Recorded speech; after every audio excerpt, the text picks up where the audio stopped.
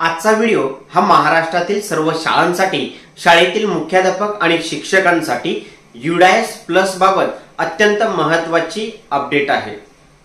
आजच्या व्हिडिओमधून आपण UDAS plus मध्ये ड्रॉपबॉक्स मध्ये असलेले विद्यार्थी हे आपण कमी कसे करावे, अर्थात ड्रॉपबॉक्सची संख्या ही आपल्याला 0 करणं आवश्यक आहे।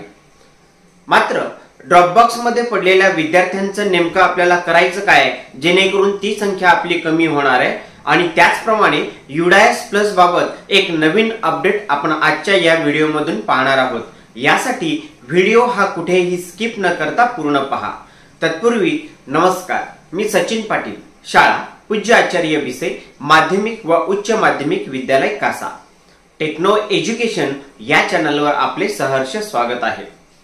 सध्या महाराष्ट्रात विद्यार्थी प्रमोशनचं काम हे सुरू आहे। UDAS प्लस वर विद्यार्थी प्रमोट कशा पद्धतीने करावे या संदर्भात आपण मागील व्हिडिओ पाहिला होता। आपण हा व्हिडिओ पाहिला नसेल तर आपण व्हिडिओ खाली असलेल्या डिस्क्रिप्शन बॉक्स मध्ये हा व्हिडिओ देण्यात आलेला आहे, यावर जाऊन आपण UDAS प्लस वर प्रमोशन कसे करावे, फायनलाइज कसे करावे, आणखी UDAS प्लस वरच्या ज्या काही समस्या आहेत यावर असलेले उपाय आपण त्या ठिकाणी जाऊन पाहू शकता। आजच्या व्हिडिओमध्ये आपण प्रत्येक शाळेच्या ड्रॉपबॉक्स मध्ये विद्यार्थी हे त्या ठिकाणी असतात। मग या ड्रॉपबॉक्सला आपण क्लिअर करणं अपेक्षित आहे। अर्थात एखादा विद्यार्थी आपल्या शाळेतून परगावी शिक्षणासाठी गेला असेल तर अशा वेळेस आपल्याला त्या विद्यार्थ्याला लेफ्ट विथ टीसी करून त्या UDAS प्लस वर ड्रॉपबॉक्स मध्ये टाकायचे असते। आता ड्रॉपबॉक्स मध्ये गेलेला विद्यार्थी हा समोरच्या शाळेने इम्पोर्ट करणे आवश्यक आहे। जोपर्यंत ज्या शाळेमध्ये त्या विद्यार्थ्याने प्रवेश घेतलेला आहे त्या शाळेच्या शिक्षकांनी विद्यार्थ्याला त्या ठिकाणाहून इम्पोर्ट करत नाही तोपर्यंत आपल्या ड्रॉपबॉक्स मधून तो विद्यार्थी कमी होणार नाही। अनेक शिक्षकांच्या मनात एक प्रश्न आहे, तो म्हणजे ड्रॉपबॉक्स क्लिअर कसा करावा, ड्रॉपबॉक्स मधील संख्या कमी कशी करावी।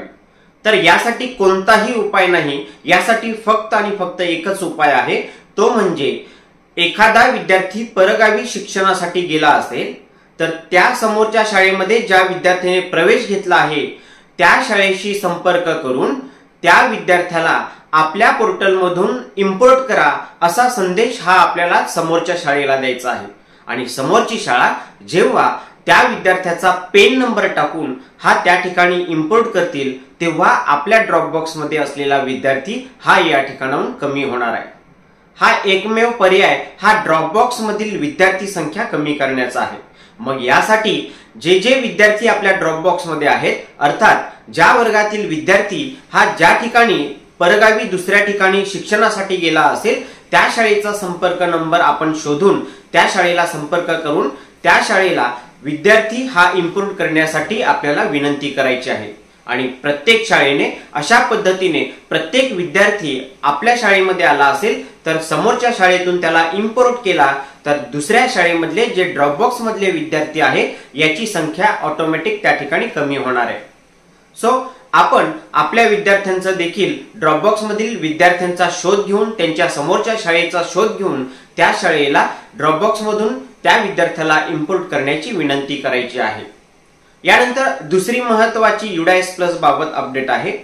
विद्यार्थी हा जेव्हा आपले शाळा सोडून हा दुसऱ्या शाळेमध्ये शिक्षणासाठी जातो अशा वेळेस त्याचं जे काही लिव्हिंग सर्टिफिकेट आहे, अर्थात ट्रान्सफर सर्टिफिकेट असेल तर या सर्टिफिकेटवर यापुढे आपण UDAS प्लस आणि पेन नंबरचा समावेश करायचा आहे।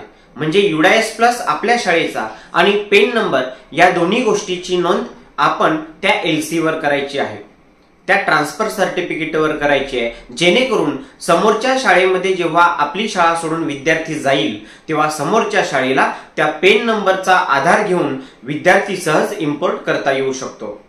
आणि जर हा पेन नंबर जर काही LC वर किंवा ट्रान्सफर सर्टिफिकेटवर जर समोरच्या शाळेला मिळाला नाही तर हा पेन नंबर कशा पद्धतीने शोधायचा, हा विद्यार्थ्यांचा पेन नंबर कशा पद्धतीने शोधायचा ही देखील माहिती आपण मागील व्हिडिओमध्ये पाहिली होती। आपण त्या ठिकाणी जाऊन हा व्हिडिओ पहा आणि विद्यार्थ्यांचा पेन नंबर हा कशा पद्धतीने शोधायचा त्या ठिकाणी पाहून आपण पेन नंबर शोधू शकतो।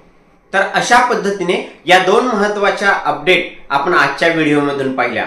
एक म्हणजे ड्रॉपबॉक्स मधील विद्यार्थी संख्या कमी करण्यासाठी त्या शाळेने ज्या शाळेमध्ये विद्यार्थ्याने प्रवेश घेतला आहे त्या शाळेला विनंती करायची आहे की विद्यार्थी इम्पोर्ट करा। विद्यार्थी मग आपल्या शाळेतल्या ड्रॉपबॉक्स मधून कमी होताना दिसतील। आणि दुसरी अपडेट म्हणजेच विद्यार्थी जेव्हा परगावी शिक्षणासाठी जातो अशा वेळेस त्याच्या लिव्हिंग सर्टिफिकेट अथवा ट्रान्सफर सर्टिफिकेट यावर युडायस नंबर आणि पेन नंबर याची नोंद करावी, जेणेकरून समोरच्या शाळेला आपण आपल्या शाळेतला विद्यार्थी हा पेन नंबर टाकून सहज इम्पोर्ट करता येऊ शकतो।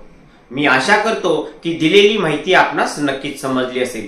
चला तर भेटूया पुढील एका नवीन व्हिडिओ सोबत। धन्यवाद।